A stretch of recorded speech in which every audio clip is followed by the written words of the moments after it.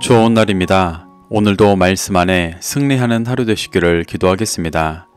오늘 생명의 산 본문은 로마서 1장 18절부터 32절입니다.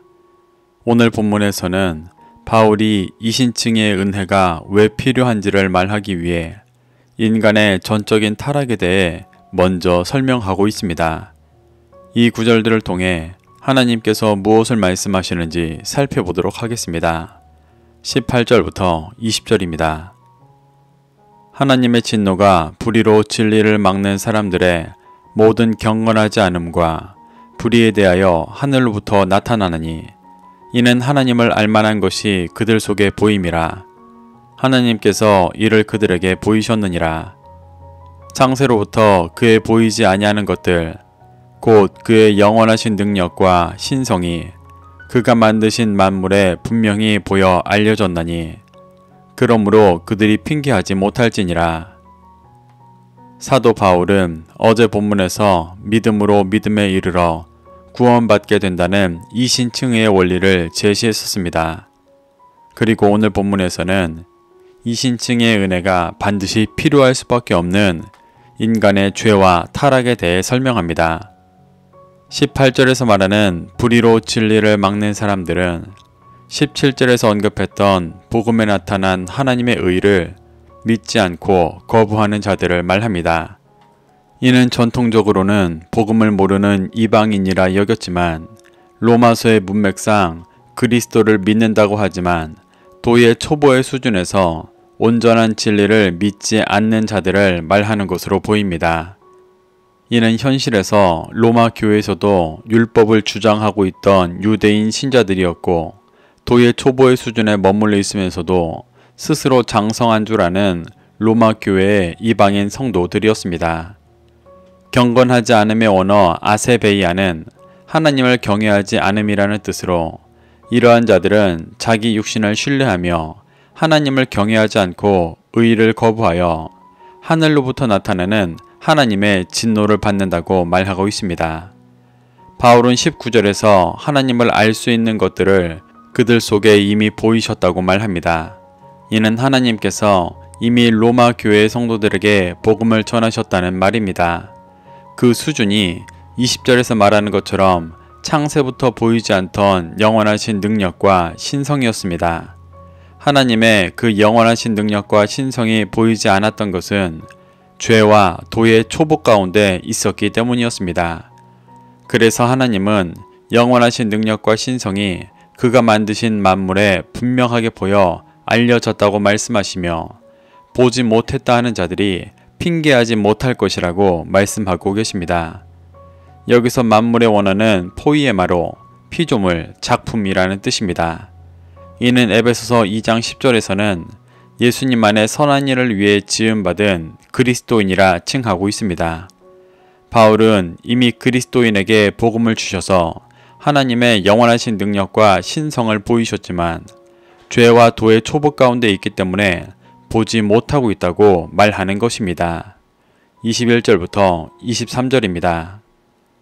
하나님을 알되 하나님을 영화롭게 아니하며 감사하지도 아니하고 오히려 그 생각이 허망하여지며 미련한 마음이 어두워졌나니 스스로 지혜 있다 하나 어리석게 되어 썩어지지 아니하는 하나님의 영광을 썩어질 사람과 새와 짐승과 기어다니는 동물의 모양의 우상으로 바꾸었느니라. 바울은 더욱 직접적으로 불의로 진리를 막는 사람들의 상태를 말합니다. 그들은 하나님을 알되 하나님을 영화롭게도 아니하며 감사하지도 아니하고 오히려 그 생각이 허망하여지며 미련한 마음이 어두워졌다고 말합니다. 이는 복음을 듣고 하나님을 알기는 하지만 도의 초보에 머물러 하나님을 영화롭게 하고 감사하며 살아가는 것이 아니라 자신의 육신을 위해 신앙을 이용하여 복음이 허망하여지고 어두워졌다고 말하는 것입니다. 이러한 자들은 스스로 하나님의 진리를 깨달아 지혜 있다고 하지만 결국 육신의 소욕을 쫓아 어리석게 되어 하나님의 영광을 썩어질 사람과 새와 짐승과 기어다니는 동물 모양의 우상으로 바꾸었다고 말합니다. 이는 실제 하나님을 믿는다고 하면서 우상을 섬기는 자들의 모습을 말하는 것이기도 하지만 궁극적으로는 겉으로는 하나님을 따라 지혜 있다고 하지만 중심은 온통 세상의 소욕으로 가득 차 있는 자들을 표현하는 것입니다. 24절부터 25절입니다. 그러므로 하나님께서 그들을 마음의 정욕대로 더러움에 내버려 두사 그들의 몸을 서로 욕되게 하게 하셨으니 이는 그들이 하나님의 진리를 거짓 것으로 바꾸어 피조물을 조물주보다 더 경배하고 섬김이라. 주는 곧 영원히 찬송할 이시로다. 아멘. 하나님은 불의로 진리를 막는 사람들의 마음의 정욕대로 더러움을 내버려 두셔서 그들의 몸을 서로 욕되게 하셨다고 말합니다. 이 구절은 26절과 27절의 맥락에서 동성애에 대해 책망하는 구절로 보기도 하지만 이는 교회 안에서 각자의 정욕대로 살아가는 로마 교회의 모습을 말씀하시는 것입니다. 로마 교회는 율법을 주장하는 소수의 유대인 신자들과 도의 초보에 머물러 있는 이방인 신자들 간의 갈등이 있었습니다. 양쪽의 주장이 다 육신에 속해 있는 헛된 주장과 갈등들이었기 때문에 바울은 이들을 장성한 분량으로 인도하기 위해 서신서를 쓰고 있었습니다. 그래서 바울은 이들이 각자의 마음의 정욕대로 서로를 욕되게 하고 있는 모습을 하나님께서 더러움을 내버려 두고 계시다고 말하는 것입니다. 이는 하나님께서 그들을 포기하셨다는 것이 아니라 죄를 깨닫고 회개하고 돌이킬 기회를 주고 계시는 것이었습니다. 그래서 바울은 하나님의 진리를 거짓으로 바꾸어 피조물을 조물조보다 더 경배하고 섬기고 있는 로마 교회의 현실에서 그들을 구원으로 인도하시는 주는 곧 영원히 찬송할 분이라고 말하고 있는 것입니다. 26절부터 27절입니다.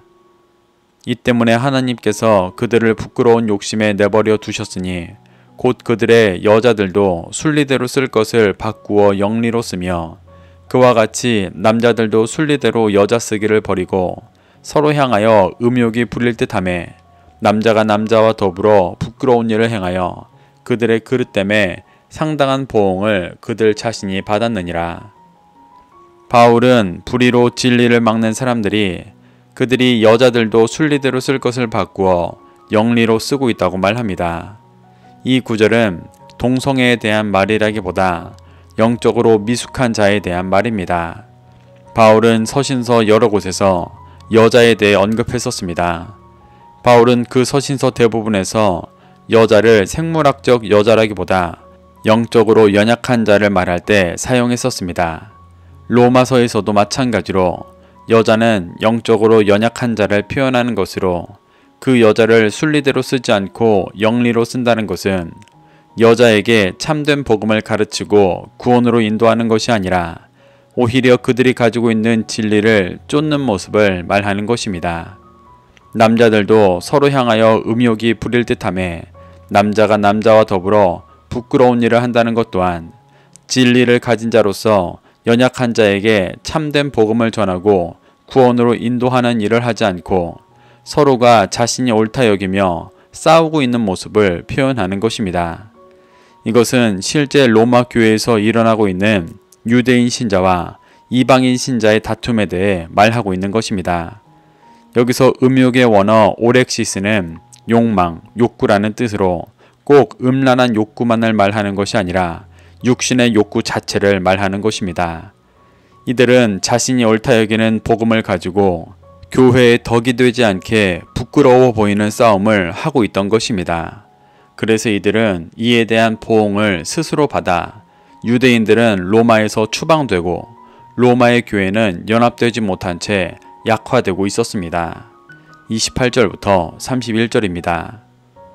또한 그들이 마음에 하나님 두기를 싫어하며 하나님께서 그들을 그 상실한 마음대로 내버려 두사 합당하지 못한 일을 하게 하셨으니 곧 모든 불의, 추악, 탐욕, 악의가 가득한 자요, 시기, 살인, 분쟁, 사기, 악독이 가득한 자요, 수군수군하는 자요, 비방하는 자요, 하나님께서 미워하시는 자요, 능욕하는 자요, 교만한 자요, 자랑하는 자요, 악을 도모하는 자요, 부모를 거역하는 자요, 우매한 자요, 배약하는 자요, 무정한 자요, 무자비한 자라. 바울은 불의로 진리를 막는 사람들이 마음에 하나님 두기를 싫어하며 하나님께서 그들의 마음을 내버려 두셔서 그 중심에 맞는 일을 하게 하셨다고 말합니다. 그 일이 29절부터 31절까지 나열되어 있는 죄악들이었습니다. 바울이 이 죄악들을 하나하나 다 설명하고 있는 이유는 로마 교회 성도들이 이 죄악이 자신의 죄악이라는 것을 깨닫기를 바랬기 때문입니다. 로마 교회 성도들이 도의 초보에 속해 있고 여전히 육신의 열매를 맺고 있는 연약한 자라는 것을 깨달아 바울이 전하는 바른 복음을 믿고 붙잡기를 바랬기 때문이었습니다. 32절입니다. 그들이 이 같은 일을 행하는 자는 사형에 해당한다고 하나님께서 정하심을 알고도 자기들만 행할 뿐 아니라 또한 그러한 일을 행하는 자들을 옳다 하느니라. 바울은 29절부터 31절에 나열한 죄를 범하고 있는 불의로 진리를 막는 사람들은 이러한 죄를 범하는 자들은 사형을 당하게 될 것이라고 하나님께서 정하심을 알고 있었지만 그 죄를 행하고 있고 그 죄를 행하는 자들이 옳다고 주장하고 있다고 말합니다. 스스로 죄인이 아니라고 여기고 자신은 죄를 범하지 않고 있다고 합리화하며 회개가 없는 미련한 신앙생활을 하고 있다는 것을 지적하고 있는 것입니다. 이렇게 바울은 이러한 죄악된 모습이 불의로 진리를 막는 모든 자들의 모습이며 지금 서신서를 보고 있는 로마 교회 성도들의 모습이기도 하다는 것을 깨닫게 하고 있습니다. 우리도 바울의 가르침 속에서 교훈받아 지금 나의 신앙생활이 하나님을 믿는다고 하고 있으면서 여전히 도의 초보에 갇혀 육신의 것을 추구하는 신앙이 아닌지 돌아보게 되시기를 축복합니다. 그래서 자신이 불의로 진리를 막는 자라는 것을 깨닫는다면 회개하고 돌이켜 하나님께서 인도하시는 참된 구원의 길을 믿음으로 쫓게 되기를 소망합니다. 오늘도 말씀을 심령에 새겨 승리하는 하루 되시기를 기도하겠습니다.